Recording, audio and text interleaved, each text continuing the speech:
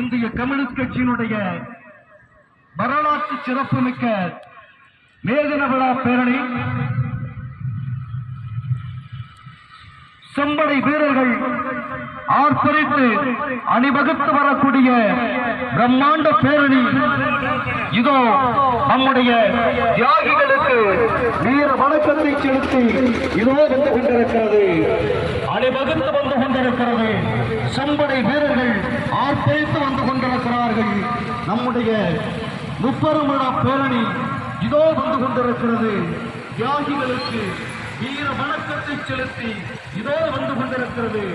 இந்திய கம்யூனிஸ்ட் கட்சியினுடைய பிரம்மாண்ட பேரணி இதோ வந்து கொண்டிருக்கிறது. வரலாற்று சிறப்புமிக்க மேதின விழா பேரணி தியாகிகளுக்கு வீர வணக்கத்தை செலுத்தி நம்முடைய தியாகிகளை நினைவுபடுத்துகின்ற விதத்தில் அவர்களுடைய தியாகத்தை போற்றுகின்ற விதத்தில் இதோ செம்படை வீரர்கள் ஆர்ப்பரித்து வரக்கூடிய பிரம்மாண்ட பேரணி கட்சியினுடைய மேதின விழா பேரணி இதோ உழைக்க பக்கத்தினுடைய வரலாற்று சிறப்புமிக்க மேதின விழா பேரணி பிரம்மாண்ட பேரணி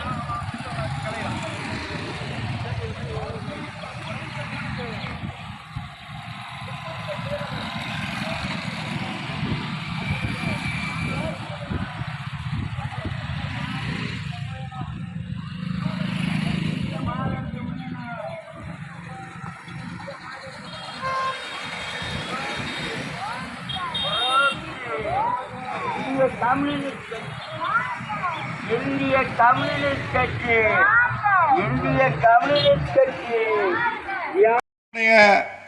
மகனாக ஆம்பல் ஆறுமுகம் அவர்கள் தன்னுடைய இளம் பிராயத்திலேயே இந்திய பொது உடைமை இயக்கத்திலே தன்னை ஈடுபடுத்திக் கொண்டு இந்த பகுதியில் இருக்கிற நில உடைமையாளர்களுடைய அக்கிரமத்தில் இருந்து இந்த விவசாயிகளையும் விவசாய தொழிலாளர்களையும் உழைக்கின்ற பகுதி மக்களையும் பாதுகாக்க வேண்டும் என்கிற நோக்கத்தோடு நம்முடைய மதிப்பிற்குரிய தலைவர்கள் மணலி கந்தசாமியாக இருக்கலாம் அல்லது இவர்களோடு களமாடிய அருகாமையில் இருக்கிற வாட்டாக்குடி இரணியன் அன்றைய தினம் மிகப்பெரிய ஆளுமை மிக்க தலைவர். தன்னுடைய 13ஆம் வயதிலேயே சிங்கப்பூர் கடல் கடந்தும் திரைக்கடல் ஓடியும் திரவியம் தேடு என்பதற்கிணங்க பொருளீட்ட வேண்டும், தன்னுடைய குடும்பத்தை நல்ல செழிப்பு நிலைக்கு கொண்டு வர வேண்டும் என்ற பெற்றோர்களின் கனவை நனவாக்குவார் என்ற நோக்கிலே அவர்கள் அயல்தேசம் சென்று சிங்கப்பூரிலே தன்னுடைய குடும்பத்திற்கு வருவாய் வரும் என்று எதிர்பார்த்த நோக்கில் அருமை தோழர் இரணியன் அவர்கள் அங்கே நடக்கிற அத்துமீறல்கள், அக்கிரமங்கள், அநியாயங்கள் இவைகளை கண்டு கொதித்தெழுந்து அங்கே இருக்கிற தொழிலாளர்களுக்கு கிட்டத்தட்ட ஒரு 13,000 தொழிலாளர்களுக்கு அன்று மிகப்பெரிய தலைமை பொறுப்பினை ஏற்று ஆற்றல் மிக்க பணியினை ஆற்றியவர்தான் நம்முடைய அருகாமையில் இருக்கிற மதுக்கூர் ஒன்றியம் வாட்டாக்குடி இரணியன் அவர்கள். எனவே ஆம்பல் ஆறுமுகம் அவர்களும் வாட்டாக்குடி இரணியன் அவர்களும் பக்கத்திலே இருக்கிற நம்முடைய வடசேரி காட்டிலே பதுங்கி இருக்கிற நேரத்திலே வடசேரியில் ஒரு காட்டி கொடுத்த கயவனால் உயிர் துறக்கப்பட்டது. வாட்டாக்குடி இரணியன் அவர்களை அந்த காவல்துறையினர் சுட்டு கொலை செய்து விட்டார்கள். ஆறுமுகம் அவர்களை பார்த்து காவல்துறை ஓடிவிடு, உன் மீது வழக்கு இல்லை, ஆனால் ஓடுவதற்கு முன்னால் உன்னுடைய தலைவன் மணலி கந்தசாமி எங்கே இருக்கிறான் என்பதனை சொல்லிவிட்டு ஓடிவிடு என்று காவல்துறை கேட்கிற பொழுது ஆறுமுகம் மிக நிதானமாக பதில் சொல்லுகிறார். கோழை என்று என்னை நினைத்து விட வேண்டாம், ஓடிவிடு என்று சொல்லி என்னுடைய புறமுதுகிலே சுட்டு ஓடினான் சுட்டேன் என்று சொல்லுகின்ற இழி சொல்லுக்கு என்னை ஆளாக்க பார்க்கிறாயா மூடா? என்னுடைய தலைவன் இருக்கிற இடத்தை காட்டிக் கொடுக்கின்ற கேவனான் அல்ல. என்னுடைய மார்பை சுடு என்று இருந்த சட்டையை கிழித்து மார்பகத்தை காட்டி தன்னுடைய இன்னுயிரை இந்த அருமை தோழர் ஆறுமுகம் அவர்களுடைய நினைவு நாள். எனவே இப்படிப்பட்ட விழாக்களை நாம் ஆண்டுதோறும் நினைவுபடுத்துகிறோம், வரலாற்றை திரும்ப பார்க்கிறோம் என்று சொன்னால் இன்றைக்கு இந்திய நாடு எந்த திசை வழியில் சென்று கொண்டிருக்கிறது? 200 ஆண்டுகளுக்கு மேலாக அடிமைப்பட்டிருந்த இந்திய தேசம் விடுதலை பெற்றது. விடுதலை பெறுவதற்கு 1000 வழிமுறைகளிலே நாம் போராட்டத்தை கண்டிருக்கலாம். கத்தியின்றி ரத்தமின்றி காந்தி தாத்தா அவர்கள் வாங்கி தந்த சுதந்திரம் என்பதனை நாம் ஏற்றளவிலே ஏற்றுக்கொண்டிருக்கிறோம். அதிலே உண்மையும் இருக்கிறது. எனவே இந்திய காங்கிரஸ் பேரியக்கத்திலே தன்னை இணைத்துக் கொண்ட காங்கிரஸ் பேரியக்கம், அதனுடைய தலைவர் காந்தி இந்திய நாட்டிலே மிகப்பெரிய போராட்டங்களை கலந்து கொண்டு விடுதலைக்கு பாடுபட்ட அந்த தலைவர் விடுதலை பெற்றதற்கு பின்னால் அந்த மாபெரும் தலைவனை விடுதலை இந்தியாவிலே 5 மாதம் 15 நாள் மட்டுமே நம்மால் பாதுகாக்க முடிந்தது என்று சொன்னால், யார் அந்த மகாத்மா காந்தி அவர்களுடைய உயிரை பறித்த நபர்? இன்றைக்கு தெரிந்தோ தெரியாமலோ நம்முடைய தவறுதலுக்கு உள்ளாகி ஆட்சி பொறுப்பில் இருக்கிற பாரதிய ஜனதா கட்சி, RSS கும்பல், இந்திய விடுதலை போரிலே கிஞ்சிற்றும் எந்த ஒரு பணியையும் செய்யாத அந்த கும்பல் ஆட்சி பொறுப்பிற்கு வந்துவிட்டது. நாதுராம் கோட்சே என்கின்ற கொடியவன் காந்தியடிகளை சுட்டு வீழ்த்தினான். அவர்கள்தான் இன்று புதிய வரலாறுகளை திரித்து எழுதுவதற்கு முனைந்து கொண்டிருக்கிறார்கள். ஒரே நாடு, ஒரே ஆட்சி, ஒரே தலைமை என்கிற அந்த ஒற்றை நிலையினை இன்றைக்கு நடைமுறைப்படுத்த துடிக்கிற பாரதிய ஜனதா கட்சியினுடைய ஆட்சி, நடந்து முடிந்திருக்கிற தேர்தல், நடந்து கொண்டிருக்கிற தேர்தல் ஜூன் 1 முடிவடைகிறது. நாளிலே வாக்குகள் எண்ணப்பட்டு இந்தியாவினுடைய தலைவிதி நிர்ணயிக்கப்படுகிற நாளாக நாம் உணர்ந்து கொண்டிருக்கிறோம். எனவே இந்த ஆட்சி இதனுடைய கொடுமைகள், அலங்கோலங்கள், எந்த விதமான பாதுகாப்பும் இல்லை. ஆட்சி பொறுப்பிற்கு வருவதற்கு முன்னால் மோடி சொன்னார், என்னை ஆட்சி கட்டில் அமர்த்துவீர்களே ஆனால் இந்த நாட்டிலேயே படித்து முடித்துவிட்டு வேலை இல்லாமல் இருக்கிற லட்சக்கணக்கான இளைஞர்களுக்கு, கோடிக்கணக்கான இளைஞர்களுக்கு ஆண்டுக்கு 2 கோடி பேருக்கு வேலை வாய்ப்பினை ஏற்படுத்தி தருவேன் என்று சொன்னார். அருமை நண்பர்களே, தோழர்களே, ஆண்டுக்கு 2 கோடி பேர் என்று சொன்னால் 10 ஆண்டு காலம் ஆட்சி பொறுப்பில் இருந்த நரேந்திர மோடி 20 கோடி பேருக்கு வேலை வாய்ப்பினை தந்திருக்க வேண்டும் என்ற நிலைமை. ஆட்சியில் இருப்பவர்கள் அடாவடித்தனத்திலே இருந்த வேலையை இழந்த நம்முடைய இளைஞர்கள் வீட்டுக்கு அனுப்பப்பட்டார்கள். எனவேதான் இன்றைக்கு இந்திய துணைக்கண்ட முழுமையிலும் இளைஞர்கள் கஞ்சா பழக்கத்திற்கும் போதை பழக்கத்திற்கும் வேறு பல அத்துமீறிய செயல்களுக்கும் அவர்கள் ஆளாக்கப்பட்டிருக்கிறார்கள் என்று சொன்னால், இளைஞர்களை பாதுகாக்கிற நடவடிக்கையில் இன்றைய ஆட்சியாளர்கள் இல்லை. இன்றைக்கு ஆண்களோடு பெண்கள் சரிநிகர் சமானமாக வாழ்ந்து கொண்டிருக்கிற இந்த சூழ்நிலையிலே வாக்காளர்களாக இருக்கலாம், மக்கள் தொகையாக இருக்கலாம், எண்ணிக்கை ஆண்களை விட கூடுதலாக நம்முடைய சகோதரிகள் இருந்து கொண்டிருக்கிறார்கள். அவர்களுக்கு இந்த பாதுகாப்பாவது இருக்கிறதா? பக்கத்திலே மிக அழகாக இருந்த ஒரு மாநிலம் மணிப்பூர் மாநிலம். மணிப்பூர் மாநிலத்திலே ஆண்டு கணக்கிலே ஒரு மிகப்பெரிய கொடூரம் நிகழ்ந்து கொண்டிருக்கிறது. பெண்களுக்கு பாதுகாப்பில்லை. அங்கே பெண்கள் துயிலுரியப்படுகிறார்கள். நட்ட நடு வீதியிலே ஊர்வலமாக இழுத்துச் செல்லப்படுகிறார்கள். தேவாலயங்கள் இடிக்கப்படுகின்றன. இந்துக்களுடைய கோவில்கள் அடித்து நொறுக்கப்படுகின்றன. கல்வி நிலையங்கள், மருத்துவமனைகள் எதற்கும் விதிவிலக்கல்ல.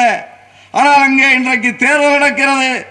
தேர்தல் நடக்கிற பொழுது பாரதிய ஜனதா கட்சியை சார்ந்தவர்கள் அந்த மாநிலத்திற்குள்ளே பயணிக்க முடியாத நிலையை அங்கே இருக்கிற பழங்குடி மக்கள் மேற்கொண்டிருக்கிறார்கள். எனவே இந்த நாளை நாம் பயன்படுத்தி கொண்டு எதிர்காலத்திலே இந்திய சமூகம் ஒரு மிகப்பெரிய மாற்றத்தை ஏற்படுத்தி கொள்வதற்கான ஒரு புதிய உத்வேகத்தை கம்யூனிஸ்டுகளாகிய நாம் மேற்கொள்ள வேண்டும். அந்த பணி தொடர வேண்டும்.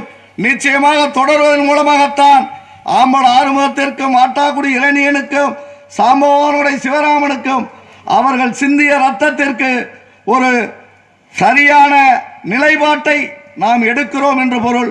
எனவே அந்த திசை வழியில் கம்யூனிஸ்டுகளாகிய நாம் பயணிப்போம் என்று சொல்லி வாய்ப்புக்கு நன்றி கூறி நிறைவு செய்கிறேன். வணக்கம்.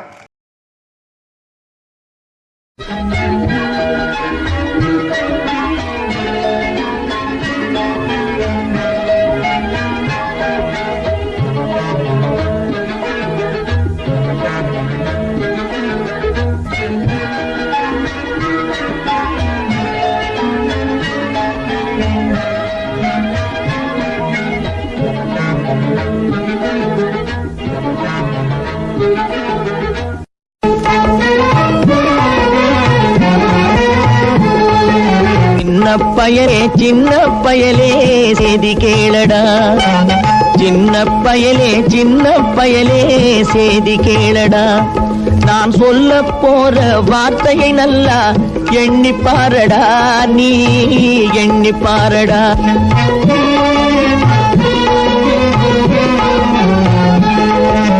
சின்ன பயலே செய்தி கேளடா.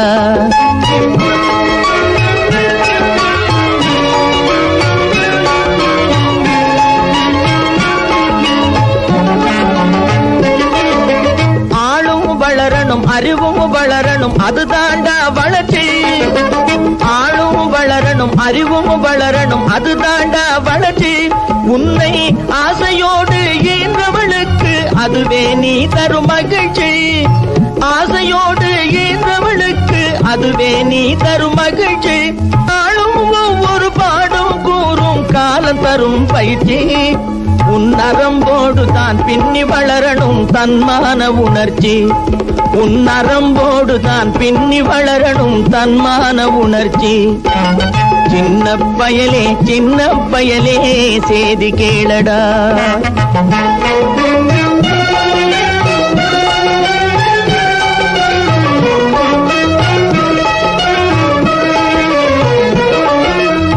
மனிதனாக வாழ்ந்திட வேணும், மனதில் வையடா தம்பி, மனதில் வையடா.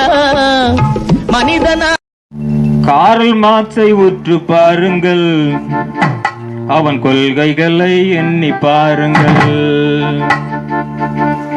காரல் மார்க்ஸை உற்று பாருங்கள், அவன் கொள்கைகளை எண்ணி பாருங்கள்.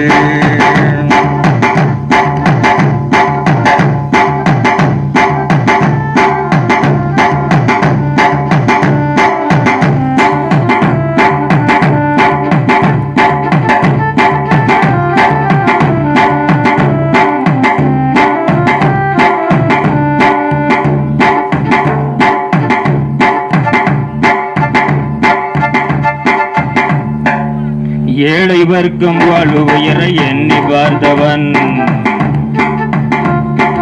உழைக்கும் மக்கள் ஏழ்மை நிலையை மாற்ற முயன்றவன். ஏழையில்லா உலகம் படைக்க ஆசை கொண்டவன், தன் வாழ்வினையை அதற்காக அர்ப்பணித்தவன்.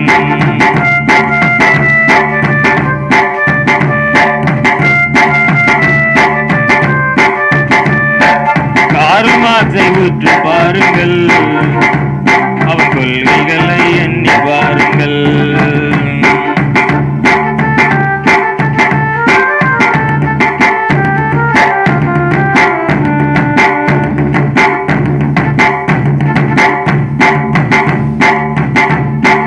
சுரண்டலுக்கு எதிரான கொள்கை கொண்டவன், உலகத்துக்கு தீர்வு சொன்ன உத்தமனவன். சுரண்டலுக்கு எதிரான கொள்கை கொண்டவன்,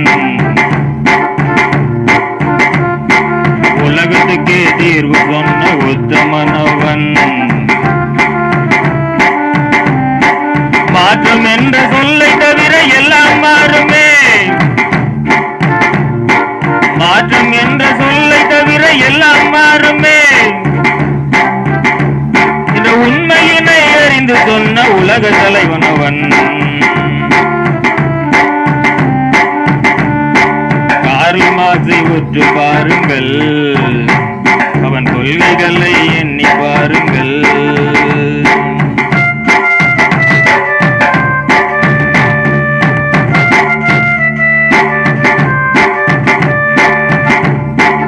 உபரி என்ற ரகசியத்தை கண்டுபிடித்தவன், உபரி என்ற ரகசியத்தை கண்டுபிடித்தவன்,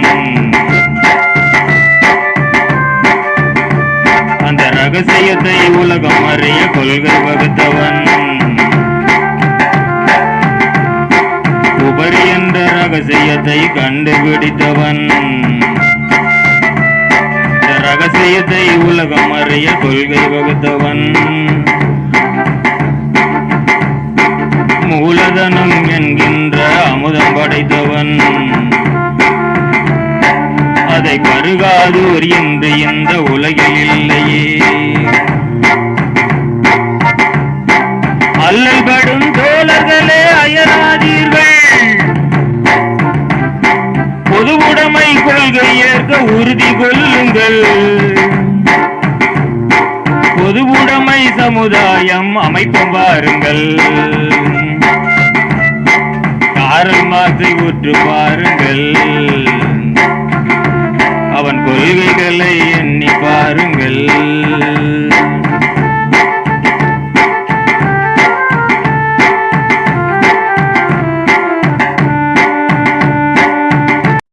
வீடியோ பிடித்திருந்தால் லைக் பண்ணுங்கள், ஷேர் பண்ணுங்கள், சப்ஸ்கிரைப் பண்ணுங்கள். மறக்காமல் பெல் ஐக்கானை கிளிக் பண்ணுங்கள்.